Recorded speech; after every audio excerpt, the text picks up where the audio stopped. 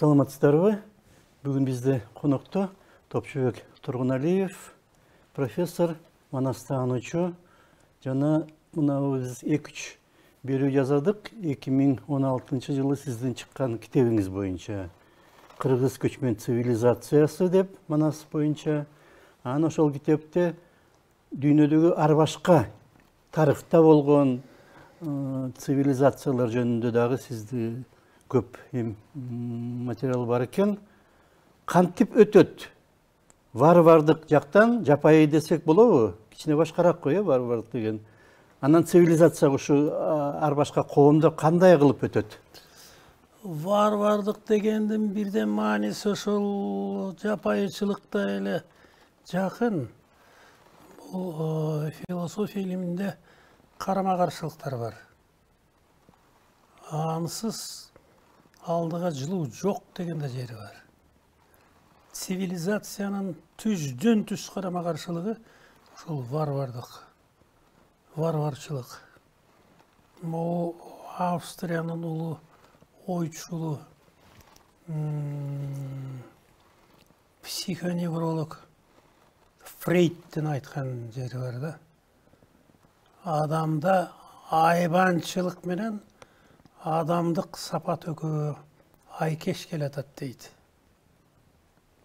Кайсы заманда ошол адам айбанчылыгын боротулу таштаса, айбанчылыгын жеңсе, ошондо гана анан кийин чыныгы бир адамзат, чыныгы бир адилеттүү коом келип чыгат деген мааниде айткан.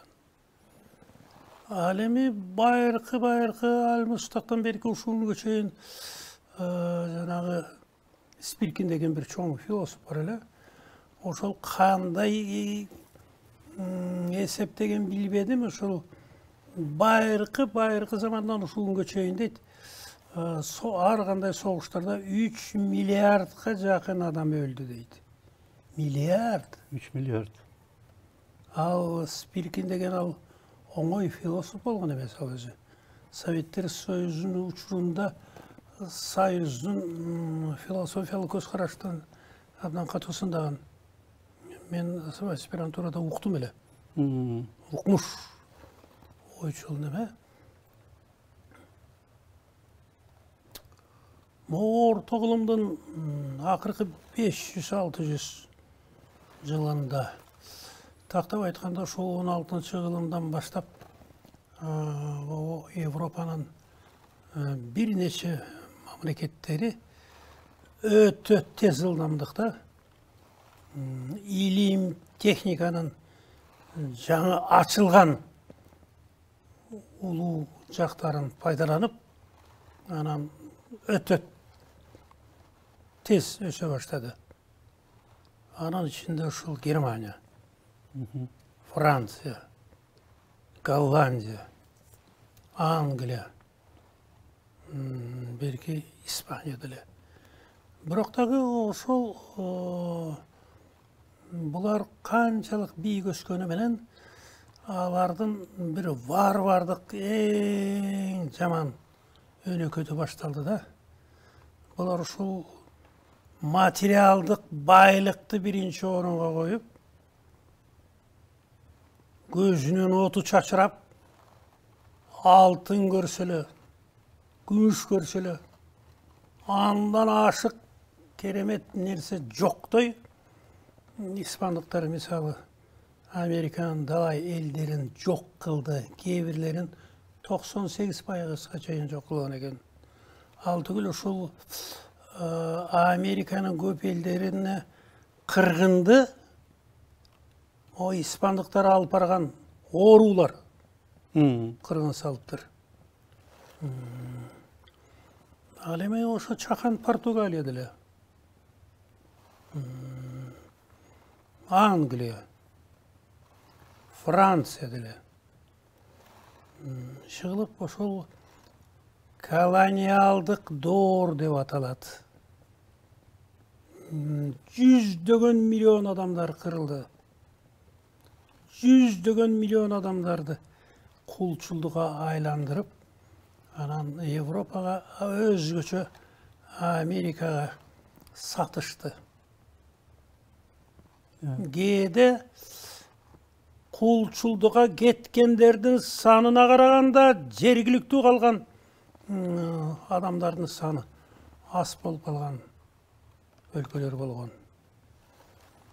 Ал эми могу 20-кылымда ушунчалык өнүккөн маданияты, илим техникасы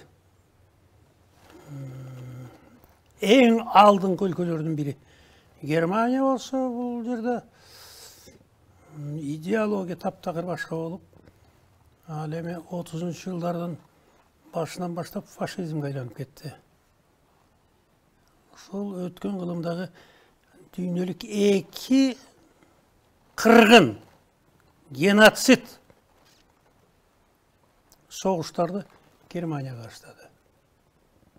Андан Англия кем калган жок. Америка Кошмо Штаты кем калган жок. Бельгиянын борборунда мындан алыс эмес, мына 20-кылымдагы зоопаркта Африкадан алып келинген адамдарды зоопаркка отургузуп койчукенде. Сондай болгон. Бельгияда. Сондай болгон. Ошол жанагы расистик, шовинистик идеология өтө күч болгон. Ошол акыркы бир 15-20 жылдын ичинде азыраак болуп калды эле. Америка Кошмо Штатында расизм деген кайра баш көтөрүп атат азыр. Себеби дегенде могу полицияда иштеген ак түстөгү адамдар караларды болбогон эле бир себеп менен атып таштап атат. Мамлекет деле аларды мындай түз жолго салуу үчүн көптөр нерсе жасаган жери жок. Жазалап атат го? Жазалап атат, бирок эми ал жазалаганы менен аз эле бир мөөнөттөрдү берип атат. Ошондуктан бүгүнкү күндө адамзаттын бүт бардыгына кыргын эмес, жок кылуу кыргынын алып келе турган ядролук куралды 10 чакты мамлекет өздөштүрүп кетти. Эң биринчи болуп Америка Кошмо Штаты беле? 45-жылы Япониянын 2 шаарына атомдук бомба таштаган. Анан Советтер Союзу болду. Мына ушул 2 өлкө башкаларга абдан жардам берди. Советтер Союзу Кытайга абдан жардам берди. Бүгүн эми дүйнөдөгү атомдук куралдын бирден бир күчү Кытайда турат. Кытай болсо Түндүк Кореяга жардам берди. Ал азыр чамгарактап атат. Кытайга, анан кийин Россияга таянып. Ал түгүл могу элинин саны жагынан ушул 7-8 миллион бекен, жеринин көлөмү жагынан өтө эле бир чакан эле мамлекет Израиль деген. Бул мында 200дөй атомдук бомба бар.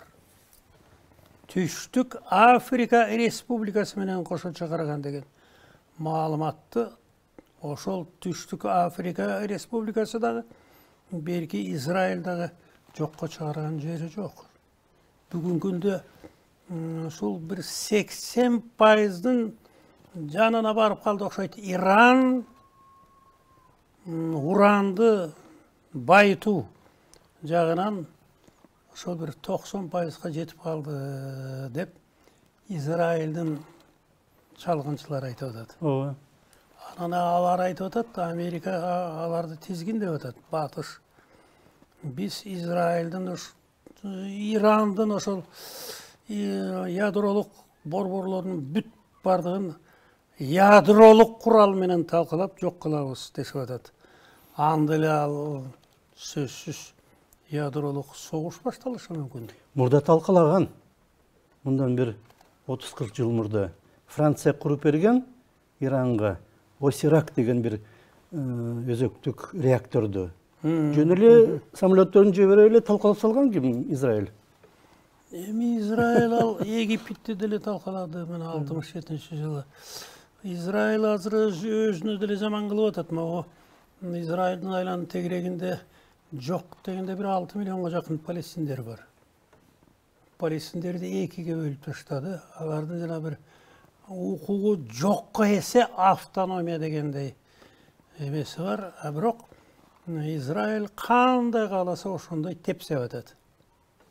Бул жакшылык алып келбейт. Алып келбейт. Биз эми сиз менен жанагы варварчылык менен цивилизациянын карама-каршылыгына жараша айтып атабыз. Демек, азыркы күндө ошол цивилизациядагы бир жагынан илим менен техника өзгөчө катуу кетип атат.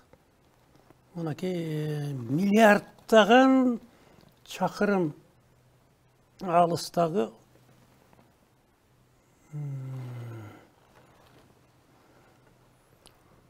бул планеталарда адамзат бар деп тыянак чыгарып атат. Мүмкүн. Анын ичинде Митио Каку деген түбү Жапан, Калифорнияга барып туруп калган экен. Азыр Стивен деген жанагы мойну кыйшайып калган байкуш. Стивен Хокинг. Мурдагы жылы каза болду. Ошондон кийинки эле эң атактуу физик атомчик ушул болуп калды. Анан Брайсон деген Англиянын чоң окумуштуусу жазып атат. Биз дейт азыркы замандагы астрономия илими башка аламдарды айтпай эле коелу дейт. Өзүбүз жашаган аламдын али четтерин көп жагын билбейбиз дейт. Ошондуктан саманчынын жолунда эле миллиардтарга жакын планеталар бар. Ошол миллиарддардын ичинде миллиондогон планеталык системаларда адамзат жер үстүндөгү адамзатка караганда алар шунчалык алдыга кеткен дегендей, мына ошолор кес-кесте бизге келип атат. Жанагы учуучу табакка окшогон нерселерди айтышып атат.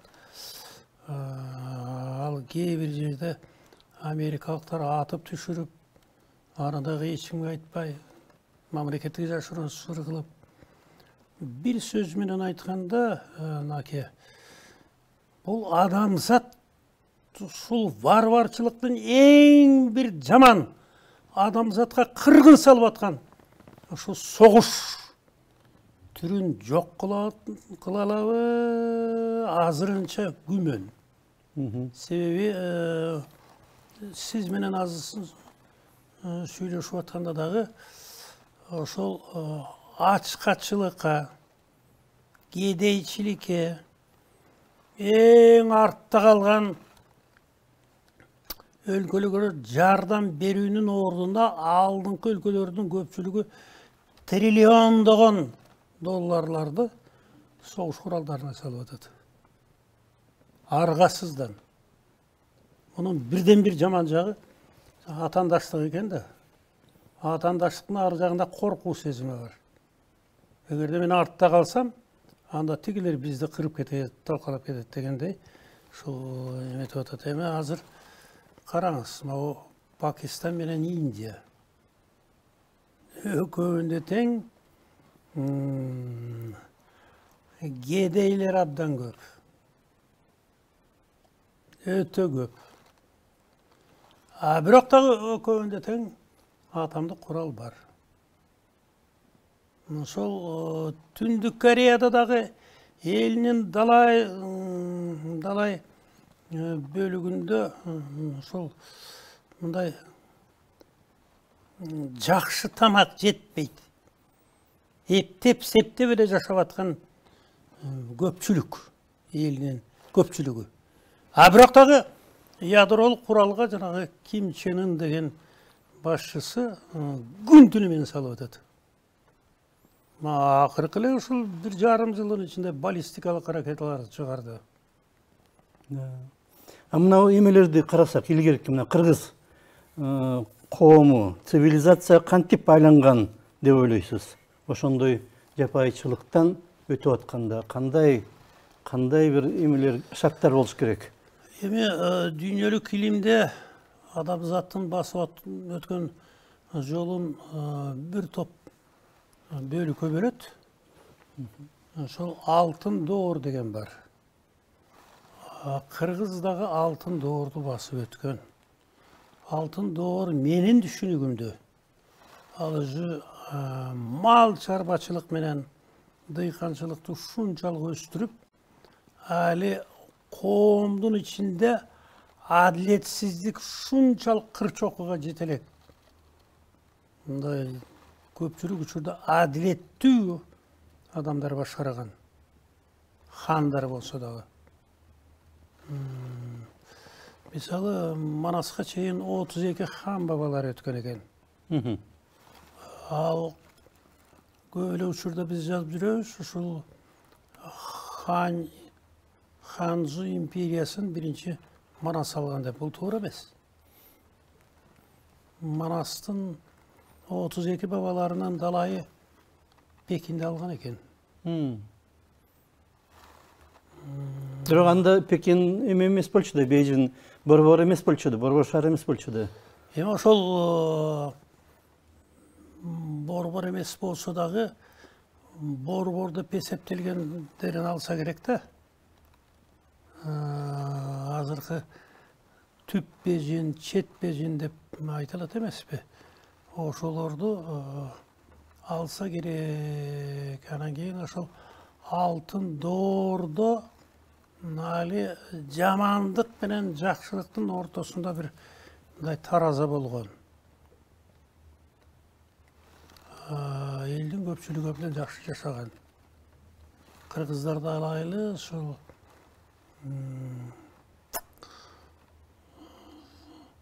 Сагынбай, Саякбайдын, Жүсүп Мамайдын манастарында деле ошол кыргыздардын көпчүлүгүндө мал көп болгон дейт. Орто эсеп менен 100 кой эчкиси болгон. Багы бай эмес, байдан бери жактары.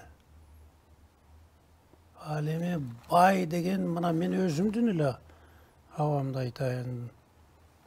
Сага берген жана китепте жаздым. Мен төрөлүп өскөн ошо бейиш төрдө менин 2 чоң атам, 2 чоң анем болгон. Өзүмдүн чоң атам, өзүмдүн чоң анем.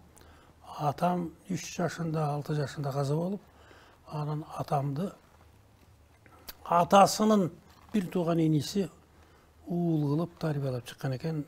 Мен ошол берки 2 чоң атама да абдан ыраазымын. Себеби дегенде ал менин атама кыргыздын 2 улуу өнөрүн жолдоп кетиптир. Биринчиси ал тулпарларды даярдаган саяпкерлик, экинчиси ошол Акшумкар кармаган менин абам. Акшумкар кармап, анан биздин айылдан чыккан Асанбек Кабаев деген атактуу кызылдардын командири болгон, ошого арнап анан ал барганда жеңи жок бабабыз келип аксыга орноп алган. Аны да чакырган экен. Мен ошону китепке жаздым. Ошол Карабаш деген абам абдан колу ачык болгон экен. Анын байлыгы ошондо билиңиз, серкеси 1000 экен. Ал серкени көбөйткөнү ошол жанагы жетим жесирлердин атасынан ажырап калгандар бар. Анан атасына аш берейин дегендер бар. Бирок ою жакшы, колдон келбей жатат. Ушуларга жөн эле жок дегенде бир торпоктой болгон серкесин. Мисалы, Данегебис дегендер сууну буруп, анан 5-10 чакырым жерден арыкты казгандарга авам барып өзү серкесин союп, бали деп аларды кубаттап келип турчу экен. Анан ошол ал эми жылкыдан 5-6 үйүр болгон. Ал жылкыдан арасында бир торгашка тулпардай болгон. Өмүрүндө алына салбаптыр. Андан башка айтпадым бу, тек жана ак шумкар кармаганда ошол атам раматыны мага айтып бердилер. Ак шумкар дейт ал өзү куштардын пири экен да. 42 кушту ээрчитип берет экен. Ак шумкар кармаган жерден 10 күнүн ичинде 11-12 куш кармаганбыз дейт. Мен али жакшы билбейм, ата эле ата. Могу чоң бос кушту өзүбүзгө алып калайлы. Бияктан, тияктан келип баягы ак шумкарды бизге бер деп талашып. Бийлер, байлар. Жок, мен талашпагыла. Мен Асанбекке арнап койдум деп бербей коюптур да. Анан аргасы кетип, бери куштардан анан алып кетишиптир. Анан акысынан дагы бир топ малдуу болуп калдык дейт. Анан мен айтып атам дейт, ата, могу бос кушту өзүбүзгө алып калайлы десем, анан кийин ал киши абдан көсөм экен да. Балам, бул бос куш карып калыптыр деп айтты дейт. Бул дагы бир 3-4 жылдын ичинде мунун күчү бурутула кетет экен деп айтты дейт. Анан бери жагында бир шапкандай болгон кызгылтым, канат куйругу узун, чүйлү деп коет аны. Ошо чүйлүнү айтты дейт, балам, мына моул жаш экен. 3-4 чыга баштаптыр. Мына ушул кыйын алгыр болот деп. Атам айткандай ошо чүйлүбүз кийин коёндорду, түлкүлөрдү алды дейт. Анан эми кичине мен алыстап кеттим. Кыскасы жанагы алтын доор болгон. Алтын доор болгон. Бирок дагы тилекке каршы ошол өсүп отуруп, адамдардын эле пейилинен кетип, анан темирдин алгачкы түрү калай доору башталат. Согуш куралдары көп чыга баштайт. Андан кийин коло, анан темир доорлорунда боротоло. Согуш деген бул бир мындай басып алуучу. Анан кийин кыргызды деле ошентип айтып койгон. Кыргызды деле көп мактай бербеш керек. Ошол аркы душман жактагы бир байлардын жүздөгөн, миңдеген жылкыларын кууп келгендерди баатыр деп койгон. Акыркы эле мына мезгилде деле болот баягы 19-кылымда бирөөнүн жылкысын тийип келсе баатыр болуп калган. Жанагы Алмамбет деген бабабыз дегенде тиги Айдаркандын уулу Көкшөгө келет да. Анан бир күнү жатып анан айтат, ата, Айдарканга айтып атат, ата, мен ушинтип эле даяр тамакка багылып жүрө берем. Мага уруксат берсеңиз, 1-2 жигит бериңиз, Коңурбайдын 10 миңдеген жылкысын айдап келип туруп, анан кийин жетим-жесирлердин бүт баарына таркатып берет да. Көкчөлөр анан ого бетер жаман көрөт тиги. Анын баарын бизге бербей, жанагы кедейлерди көкүтүп, аларды кутуртуп атат деген. Манаста да бар. Ошондуктан менин оюмча, аке, эгерде дүйнөлүк парламент курулса, дүйнөлүк парламенттин бийлиги абдан катуу болсо, дүйнөлүк өкмөт курулса, дүйнөлүк өкмөттүн парламенттин чечимдери бардык мамлекеттерде сөзсүз аткарылса, анда азастан согуш куралдарынан баш тартуу, согушка кетип аткан триллиондогон каражаттардын бардыгын токтотуп, өзгөчө Азия, Африкадагы өтө кедей элдерге жардам берүү, аларды азыркы замандагы эң алдыңкы цивилизациянын деңгээлине жеткирүү деген милдет турат. Бирок бул менин жакшы оюм, бирок дагы ушул качан ишке ашат, муну билбей жатам. Сунуштап атышат азыр. Мына акыркы азыр болуп атпайбы сессия. Байден дагы айтты, башкалар дагы айтты, жанагы Коопсуздук кеңешинин туруктуу мүчөлөрүнүн санын көбөйтүп, анан туруктуу эмес мүчөлөрүнүн саны да көбөйтөлү дейт. Анан жанагы 5 мүчөнүн вето укугу бар эмеспи? Мисалы үчүн Кытайга каршы чечим болуп атса, Кытай өзү жок деп коет, же Америка ошентип коет. Израиль менен байланышкан көп маселелерди. Россия дагы. Анан алар азыр сунуштады.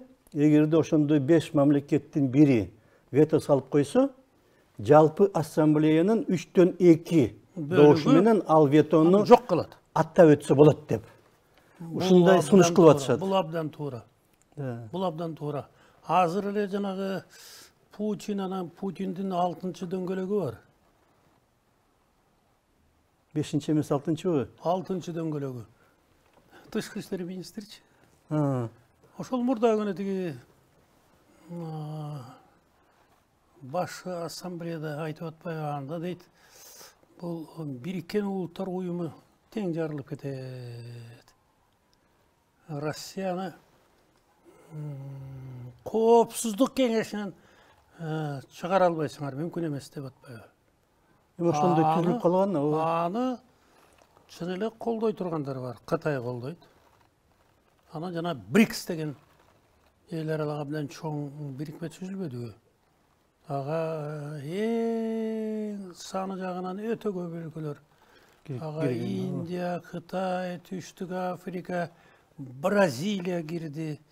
Алар ачыгын айтып атат, ошол түштүк тараптагы өлкөлөр буга жол бербейт деп атат. Ал эми бул мурдатан эле келаткан нерсе, жанагындай сунуштар.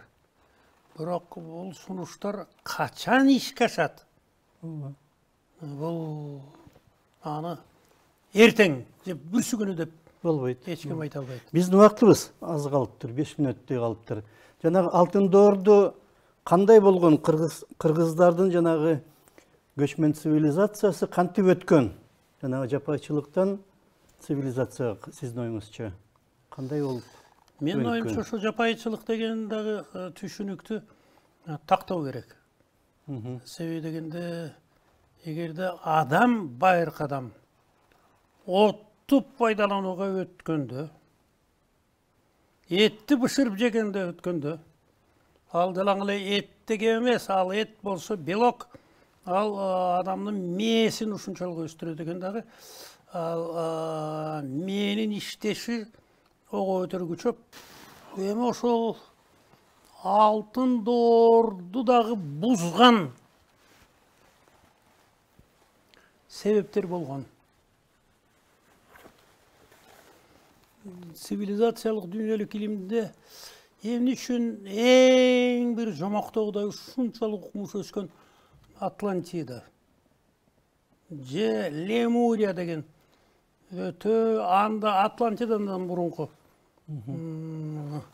цивилизациялар кантип жок болгон дегенде, кыргызча жөнөкөй тил менен айтканда адамдан пейил кеткен дейт. Адамдан пейил кеткен, нысап кеткен, ыйманы чатак болуп, анын берки эмеси руханий байлыкка караганда материалдык байлык биринчи орунга чыгып, жанагы байлардын акыл эсин боротоло туткундап алган. Алар жанагы адилеттүүлүктөн, чынчылдыктан тайган, байлык үчүн. Мына жана алтын доордун бирден бири жок болушу, ушундан менин оюмча, эгерде дүйнөлүк өкмөт курулуп, анан жанагы соғыш құралдарын жоқ қылу, соғышқа зарыптап жатқан триллиондардың барын ошол артта қалған елдерге жардам беру, бұл өзі жаңағы бір цивилизацияның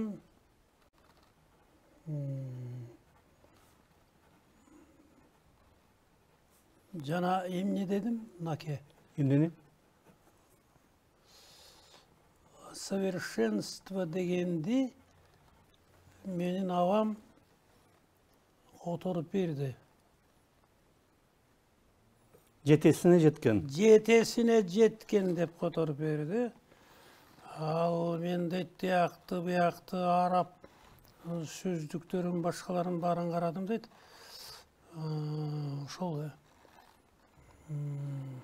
Ошол туура болот экен деди. Мына ошондой цивилизация демек, жанагы мен орусчада кайталайынчы. Совершенная цивилизация. Эгерде ошол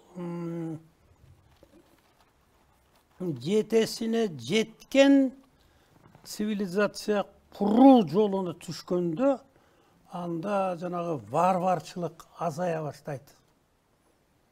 Ошондо варварчылык боротоло жок болушу мүмкүн. Варварчылык боротоло жок болсо, анда Фрейдтин жана каалоосу ошондо келет.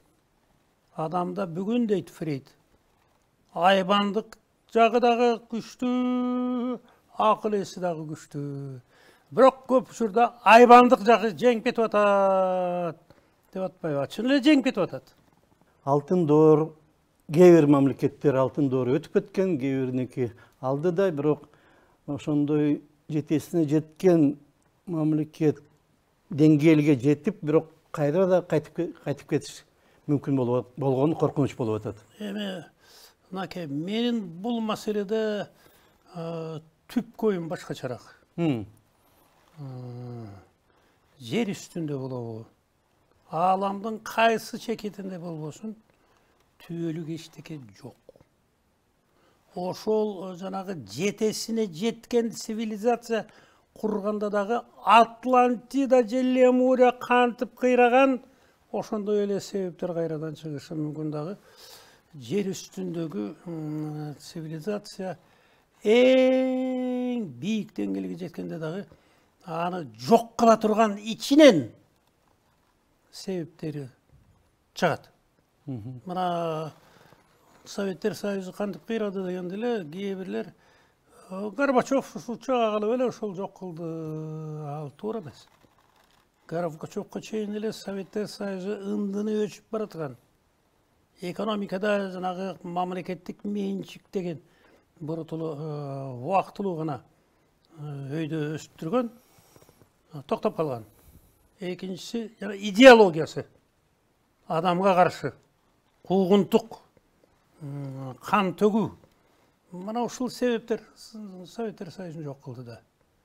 Ошондой эле себептер келечекте да чыгышы мүмкүн. Тилекке каршы. Бирок ага чейин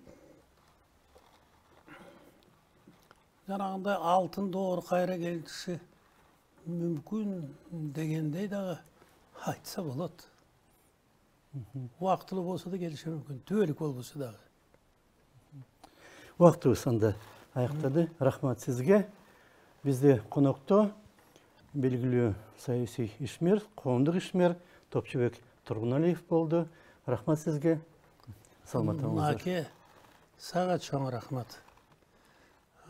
Бул кыргыз илими өтө артта калган. Кыргыз илиминде али цивилизация боюнча түшүнүк көп эле академик, көп эле докторлордун али аңсызына да жете элек. Тилекке каршы. Негедир? Философтор көп, бирок көп. Эми ошол окмуштуу дегендер сайдын ташындай. Бирок сапаты жагынан жетесине жетелек. Рахмат Сизге. Саламаттаңыздар.